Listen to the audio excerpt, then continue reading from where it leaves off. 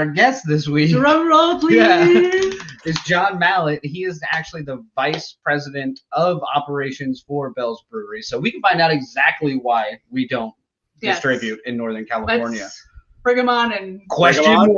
There we go. Let's roast him. How you doing, John? I'm great. Yeah. Well, John, So Tiffany, you just said you were at Commonwealth this last weekend. yes.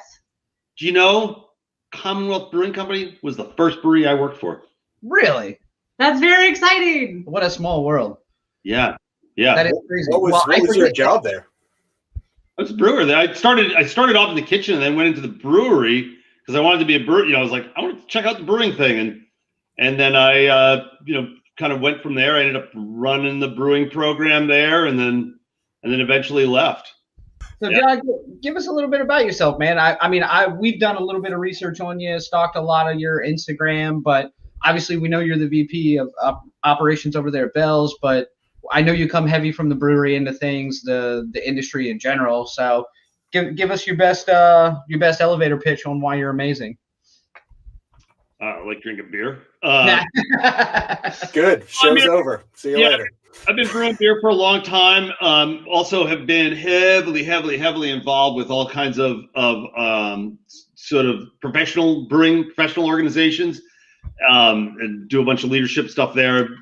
Had the opportunity to work at a bunch of different really cool, interesting breweries, and traveled the world and drank beer and talked about beer and all that. So what year did you actually get started with Bell's? How long have you been there? So this is my 20th year at Bell's. Wow. Yeah, so it's pretty cool. I came here. We actually I came here to build our new brewery.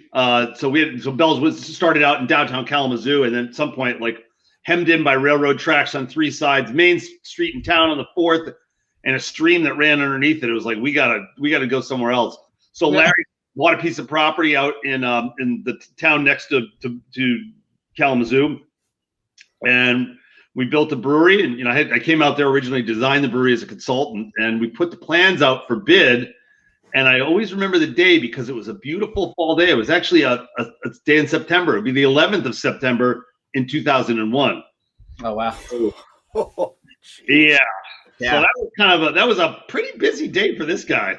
Yeah, I would say so. Yeah. Everything just going off.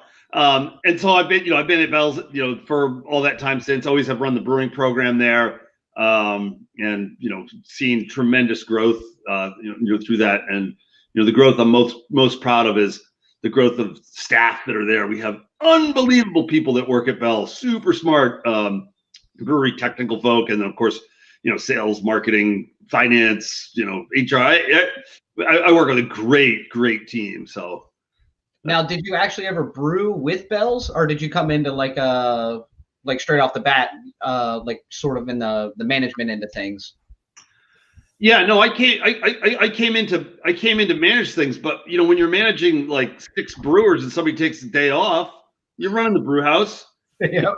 Absolutely. How many employees are at Bell's? Because I know it's a big brewery, but how many staff do you guys have? Yeah, in total at the brewery we've got about 500, and so we've got a couple of different facets of the organization. So in downtown Kalamazoo, we have we call it the downtown retail campus, and there we've got our general store. We've got the Eccentric Cafe, which is just this fantastic, wild, great bar restaurant where we do pretty good sized shows, and we'll put almost 1,000 people in the beer garden for like a really good act. So that was one of the things I want to talk about was with like COVID happening and everyone was trying to home brew. That was kind of it was almost like everyone was making the sourdough bread. Like they're all trying to like brew their own beer. And so with the beer industry constantly kind of like ebbing and flowing and shifting, what do you guys see coming in the future? And like what's Bell's going to try and shift into doing as well? Or do you think you're solid on kind of picking up on the trends? No, we certainly are always interested in playing with different styles and different stuff. And, we usually will bring out something, with a bigger push every year. But that's, we make a lot of different beers over the course of the year. And I can talk a little bit about about why, how we do that is we have a bunch of different brew houses. And this is everything from, down at our downtown, we've got a little 3-barrel, which, makes just a little under 100, like a little under 100 gallons of beer, if we fully go into that. And then we've also got a 12-barrel system there. So that's 4 times the size. And so we might make a, bigger batch, small, like, throw spaghetti at the wall. Does, would pomegranates and saffron taste good together? Okay, let's do something a little bit bigger. And then out at the main brewery in Comstock, we then also have another 12-barrel system there that is like engineered to exactly emulate our 2 larger systems, which are 50 and 200-barrel systems. So they're all run on the same sort of computer platform, same technology. Like we have highly specialized boiling technology that we use, that we've developed at the brewery. And all these things are emulated there. So we have the ability to like scale up. So, we might put 4 200-barrel batches out, and that's a tank, 800 barrels of beer, 1,600 kegs.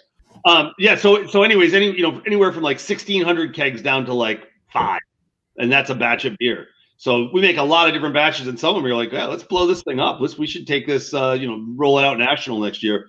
But it was probably preceded by maybe a small release in bottles in the general store, and before that it was on draft at the pub, and has had different goofy names. Kind of your individual focus groups that continue to get bigger and bigger. Like focus groups, if you mean people sitting at the bar drinking beer and saying I'll have another, then yes, that's the Yep. So Joe, what's probably your favorite moment in your 20 years of being there? What is something that you're like really proud that the Bells did during that time? Oh, so much. I think about, times when we've had, when we are all together, and just celebrating who we are. So we actually, at our 30th anniversary, we threw a party called the Funvitational, and we just selected like our favorite breweries from all over the place, like some international, some national, and everybody came together, and we had the local ballpark, and it was a Ferris wheel, and there was like just the best beer and just huge love of, hanging out with our best brewery buddies from all over the place. Well, listen, it is 8:50. Yeah, it's 8:50, John, and I don't want to interfere with your other engagement. So, I personally just want to say a huge thank you for coming on and hanging out and having a beer with us.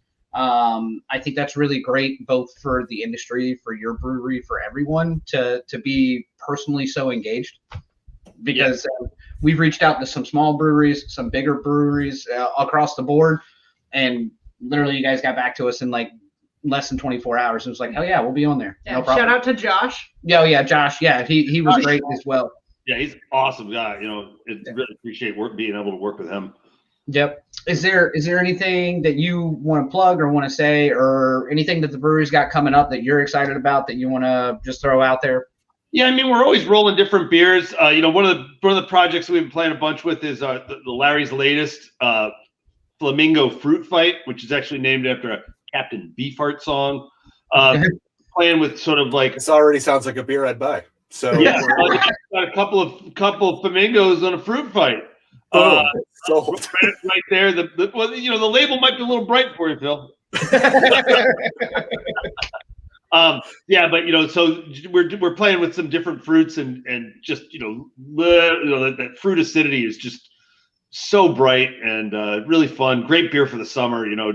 Just great quenching and in your face, and so that's a beer I'm enjoying right now. I think that's at our Kroger. Yeah. Because I went through and tried to find what beers were near us. Okay. Yep. Yeah. So we'll let you know. Yeah, absolutely. And if we find it, I'll let you know how we like it.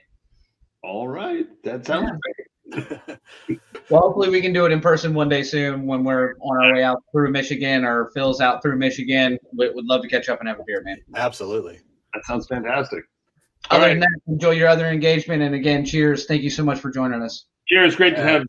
Bye. Thank you. Bye.